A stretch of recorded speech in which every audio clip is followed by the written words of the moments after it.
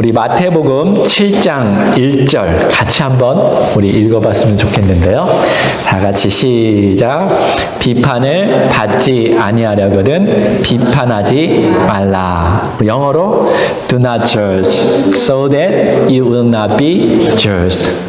비판하지 말라라는 말은 크리스찬이든 크리스찬이 아니든 가장 잘못 인용되는 말 중에 하나입니다.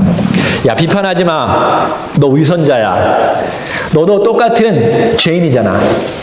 혹시 이런 말 들어본 적 있으십니까? 아니면 혹시 여러분이 누군가에게 이러한 마음으로 대한 적은 없으십니까? 예수님께서 비판하지 말라고 했을 때 전혀 판단하거나 평가하거나 정죄하거나 심판하지 말라라는 말은 아닙니다. 근데 많은 사람들이 이 한 구절만 떼어놓고 자신들을 방어하기 위해서 이러한 말을 종종 사용합니다. 성경을 읽을 때 제가 늘 이야기하는 것이 있는데요.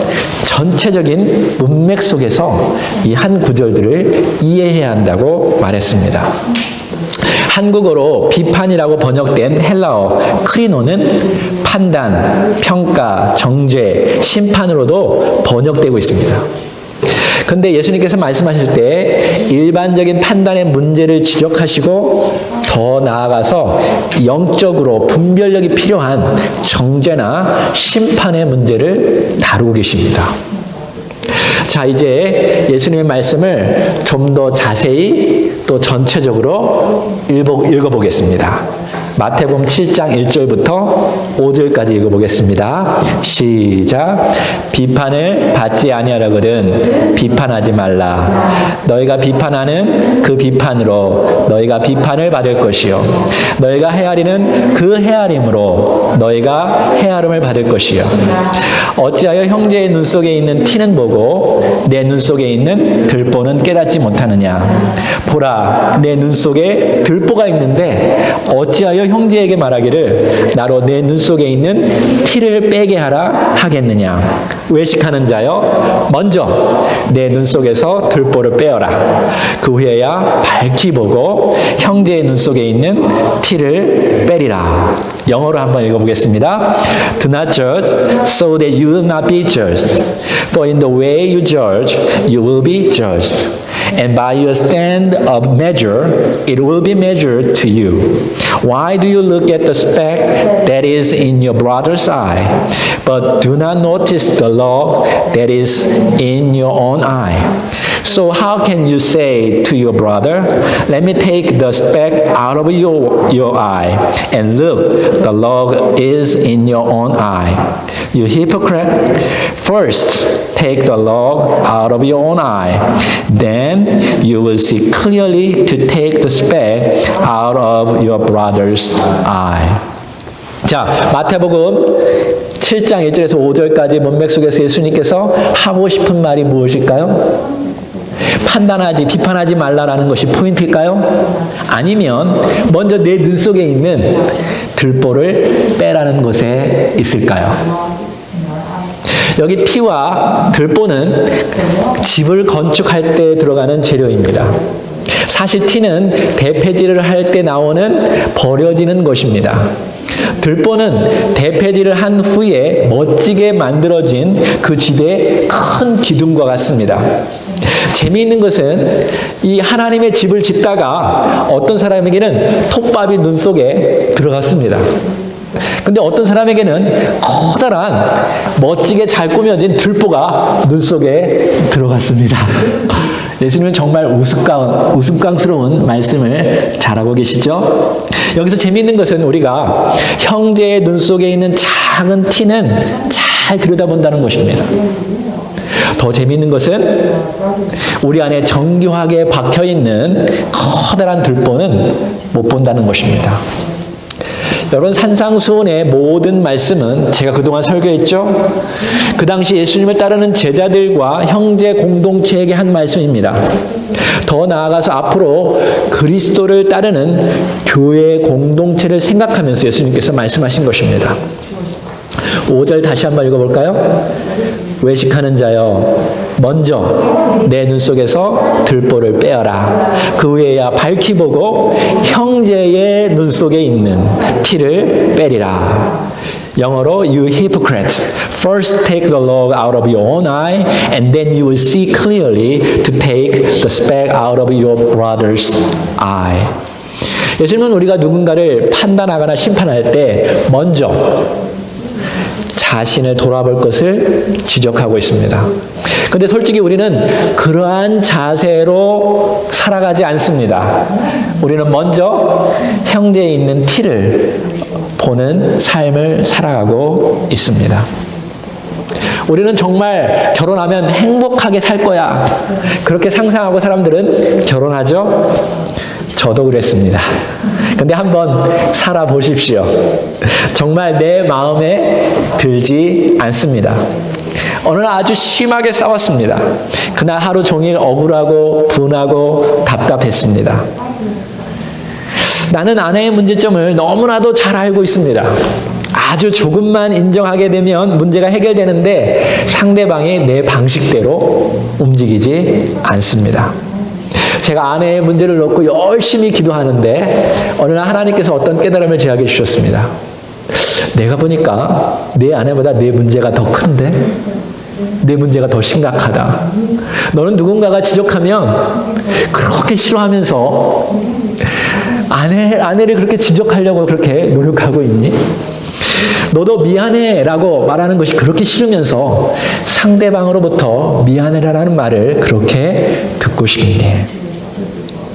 여러분, 가정이나 교회나 형제의 티를 볼 때마다, 조그만 문제를 볼 때마다 꼭 기억하십시오. 그것은 먼저 내 안에 있는 들보를 쳐다보라는 신호입니다. 자, 6절을 보겠습니다. 다 같이 시작. 거룩한 것을 개에게 주지 말며 너의 진주를 돼지 앞에 던지지 말라. 그들이 그것을 발로 밟고 돌이켜 너희를 찢어 상하게 할까 염려하라. 영어로 Do not give what is holy to dogs and do not throw your pearls before pigs. Or they will tumble them under their feet and turn and tear you to pieces. 어떻게 보면 6절은 앞의 내용과 전혀 다른 것처럼 보입니다. 그러나 예수님께서 말씀하신 것을 우리는 통째로 이해해야 합니다. 그래야 나중에 12절이 오늘 본문의 결론이라는 것을 알 수 있습니다. 6절은 예수님께서 교회가 위선자들을 구별하고 조심할 것을 지적하고 있습니다. 2000년 전에 유대인들은 이방인들을 개나 돼지처럼 여겼습니다. 정말 그렇게 그들을 대우하였습니다. 근데 예수님께서는 오히려 진짜로 개나 돼지는 이방인들이 아니라 위선자들이 진짜 개와 돼지다. 너희들이 그렇게 여겨야 한다. 라고 교회 공동체에게 말하고 있습니다. 그들은 겉과 속이 다른 자들입니다. 사람들에게 보이기 위해서 연극하듯이 가짜로 살아가는 사람들입니다. 알곡처럼 보이는데 사실은 가라지입니다. 경건한 것처럼 보이는데 사실은 경건하지 않습니다. 양처럼 보이는데 사실은 양의 옷을 입은 이리들입니다. 자, 예수님께서는 분별하기 쉽지 않은데 너희들이 꼭 분별해야 한다. 정말로 그들은 조심해야 한다라고 말씀하고 계십니다. 그러면 거룩한 것이 무엇일까요? 하나님의 말씀입니다. 그러면 여기 진주는 무엇일까요? 성도들의 구별된 삶입니다. 조개 속에 진주가 아주 가치 있는 것은 오랫동안 모래가 조개살을 자꾸 아프게 깨트리면서 만들어진 것이 바로 진주이기 때문에 그것이 가치가 있습니다. 여러분, 성도는 모든 고난과 역경 속에서 하나님께서 가치 있게 만들어가는 하나님의 작품이요 하나님의 사람들입니다. 근데 개와 돼지들은 그것을 전혀 보지 못합니다. 그러면 개나 돼지는 어떠한 존재인가요? 그 가치를 모르는 사람입니다. 하나님의 말씀대로 살고 하나님의 말씀을 실천하는 성도의 삶의 가치를 그들은 이해하지 못합니다. 그들은 온전히 자기 자신밖에 모르는 자들입니다. 그들은 자기 자신 안에 정교하고 아주 커다란 들보가 들어있다는 것을 전혀 알아채리지 못합니다. 그래서 사실 예수님 시대에 그들이 바로 예수 그리스도를 십자가에 못 박혀 죽인 자들이었습니다. 그들은 우리의 보물을 발로 밟을 뿐만 아니라 심지어 우리 자신을 찢어 상하게 할 것이다 라고 예수님께서 말씀하고 있습니다. 잘 들으십시오. 그들은 외식하는 자들입니다. 그들은 분별하기가 어렵습니다. 그들은 교회 공동체를 결국은 상하게 할 것입니다. 초대교회나 오늘날 교회 속에 여전히 많은 영향력을 끼치는 자들은 율법주의자들입니다. legalist. 율법을 지켜야 구원을 받는다. 할례를 행해야 구원을 받는다. 안식일을 지켜야 구원을 받는다. 너희들이 착하게 살아야 구원을 받는다. 아니요. 여러분, 오직 그리스도인들은 믿음으로 구원받습니다. 우리가 어떤 선한 행위를 해서 하나님이 우리를 구원하는 것이 아니라 하나님의 은혜에 의해서 하나님의 은혜를 믿음으로 말미암아 우리는 구원을 받습니다. 우리가 하나님의 법을 지키는 이유는 우리가 어떤 행위를 잘해서 지키는 것이 아니라 하나님의 은혜를 받았기 때문에 하나님의 법을 우리가 지키는 것입니다. 그 법을 지켜야 구원받는 게 아니라 하나님의 은혜 때문에 구원받았기 때문에 그 법을 사랑해서 하나님의 뜻을 우리가 실행하는 것입니다. 하지만 우리가 하나님의 뜻과 하나님의 방식과 하나님의 법을 온전히 따른다는 것은 하루아침에 이루어지는 것이 아닙니다. 우리가 우리 자신들을 자세히 들여보다 보면 우리가 하나님을 여전히 믿고 예수님의 그 사랑을 좋아하지만 여전히 문제가 있고 죄를 짓는 우리 자신의 모습을 보게 됩니다. 그래서 어느 누구도 우리는 하나님 앞에서 또 사람들 앞에서 자랑하지 못합니다. 우리는 바리새인들처럼 서서 하나님 앞에 기도하지 못합니다. 우리는 오히려 세리들처럼 엎드려서 하나님 앞에 기도합니다. 우리는 가늠한 여인을 향해서 예수님께서 어떻게 하셨는지 배웠습니다. 율법적인 태도로 그녀에게 돌을 던지려고 했던 그들에게 예수님이 먼저 죄가 없는 자들이 먼저 돌로 치라라고 말씀하셨죠. 그리고 예수님께서는 가늠한 그 여인에게 나도 너를 정죄하지 않겠다라고 말씀하십니다. 나도 너를 판단하지 않겠다. 그리고 그녀에게 먼저 긍휼을 베푸십니다. 먼저 사랑을 베푸셨습니다. 먼저 그녀를 용서하셨습니다. 그리고 나서 마지막에 예수님께서 뭐라고 말씀하셨죠? 너도 다시는 가서 죄를 짓지 말라라고 말씀하셨어요. 죄를 아셨습니다. 예수님께서 포인트는 전혀 판단하지 말라는 것이 아닙니다. 먼저 자기 자신을 돌아보면 긍휼한 마음이 들 것이고 용서하는 마음이 들 것이고 상대방을 향해서 사랑하고 싶은 마음이 들 것이다 라는 것입니다. 근데 개와 돼지와 같은 이웃을 파괴시키는 율법주의자들은 너희들이 분별하고 판단하고 때로는 정면으로 대적하고 그들을 상대하지 않도록 노력해야 한다고 예수님께서는 말씀하고 계십니다. 우리 갈라디아서 6장 1절을 볼까요? 그렇다면 교회가 이 죄를 짓는 사람들에게 어떻게 대해야 할까요? 다 같이 읽어봅시다. 시작. 형제들아, 사람이 만일 무슨 범죄한 일이 드러나거든 신령한 너희는 온유한 심령으로 그러한 자를 바로잡고 너 자신을 살펴보아 너도 시험을 받을까 두려워하라. Brothers and sisters, even if a person is caught in a wrongdoing, you who are spiritual are to restore such a person in a spirit of gentleness. This is so important. Each one looking to yourself so that you are not tempted as well. 자, 더 나아가서 이제 7절부터 11절 읽어보겠습니다. 다 이어지는 것이죠. 시작. 구하라. 그리하면 너희에게 주실 것이요. 찾으라. 그리하면 찾아낼 것이요. 문을 두드리라. 그리하면 열릴 것이니.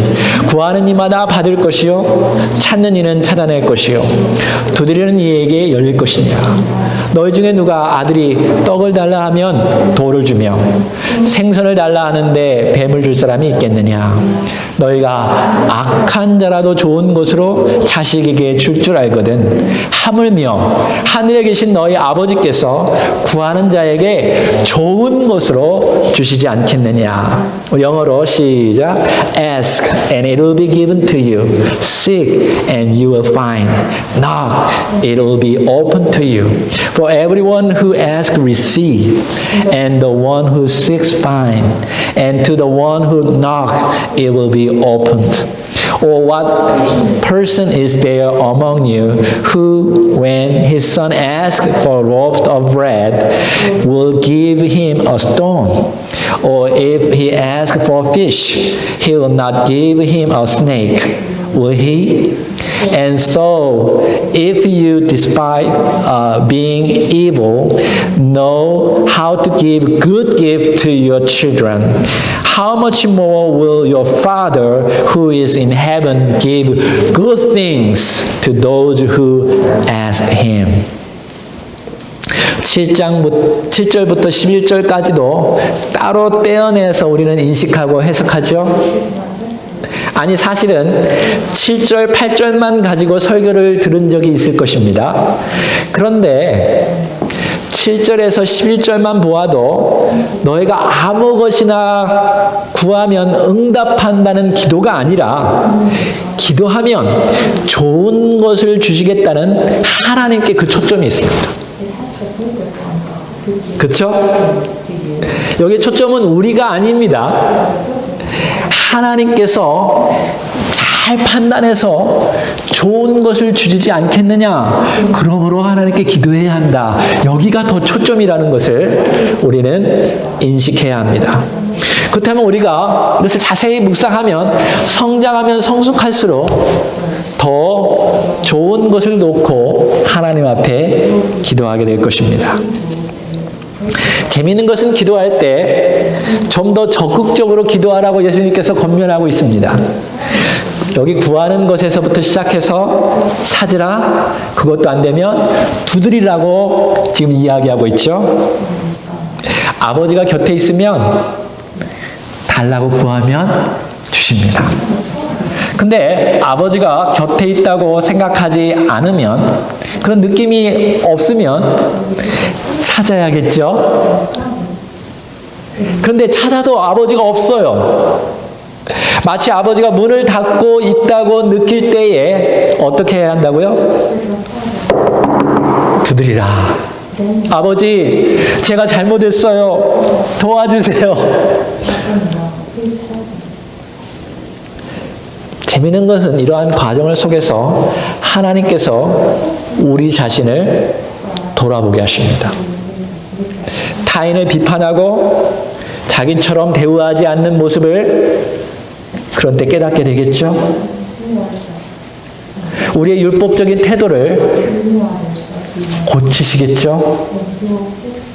개나 돼지처럼 하나님의 사람을 짓밟았다면 하나님의 응답은 꽤 오랫동안 늦어지게 될 것입니다.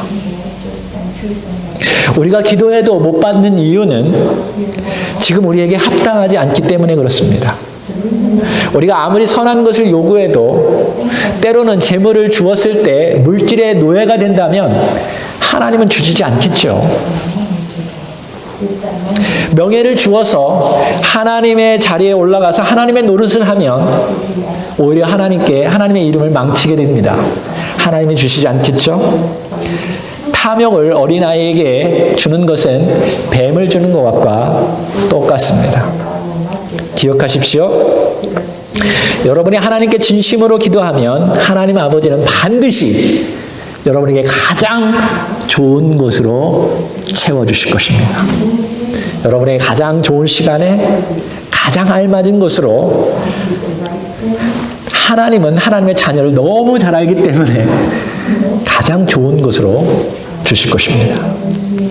자, 이제 오늘 전체적인 문맥의 마지막 결론입니다.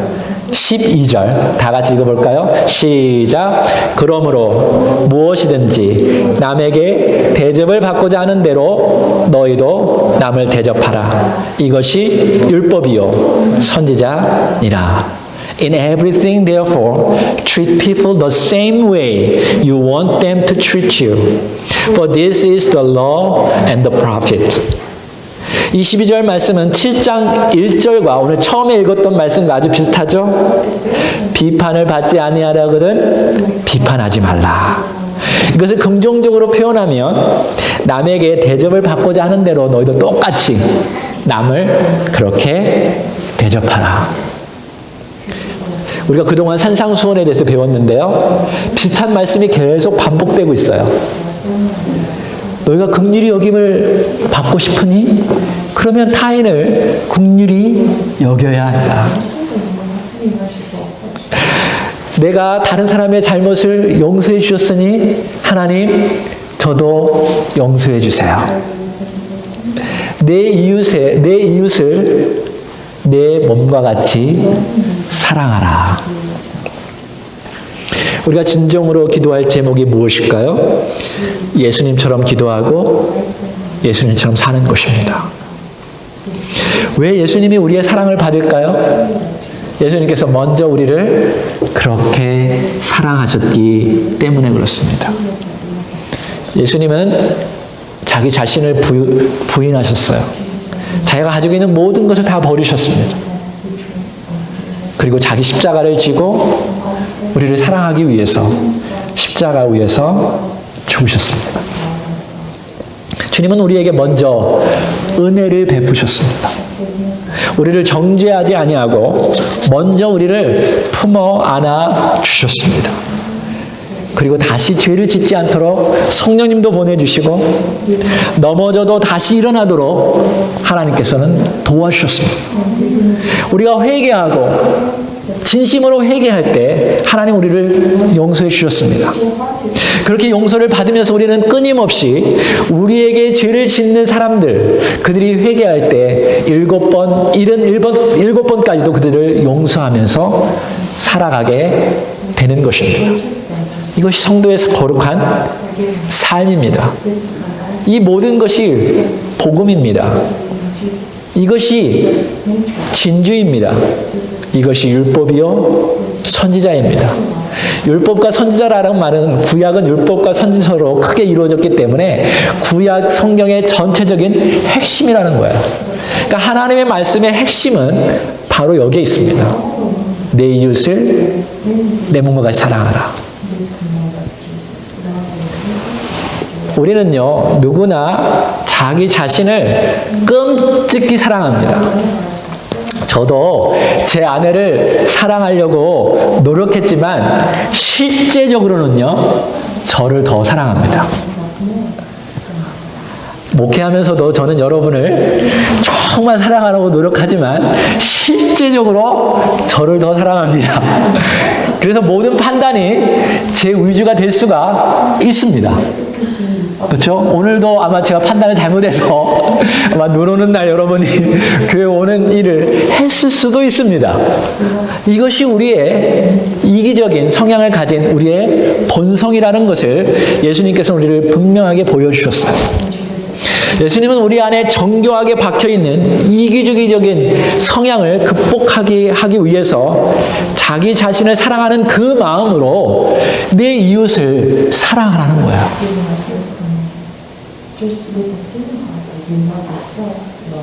기도는 하나님을 설득하고 이기는 것이 아닙니다.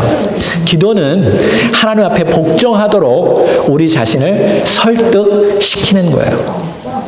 지금 하나님께서 나에게 가장 좋은 것을 주셨다는 것을 믿고 감사하시기 바랍니다.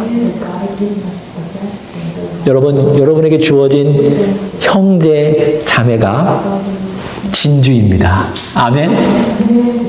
그들을 가치 있게 여기십시오. 그들의 흠이 보일 때마다 먼저 내 안에 있는 들보를 보려고 노력하십시오. 여러분 안에 있는 주님이 최고로 가치 있는 분이십니다. 그 주님이 여러분을 사랑하시고 여러분과 동행하십니다.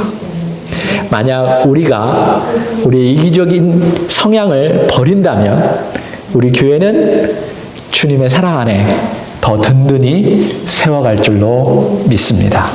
다 같이 기도합시다.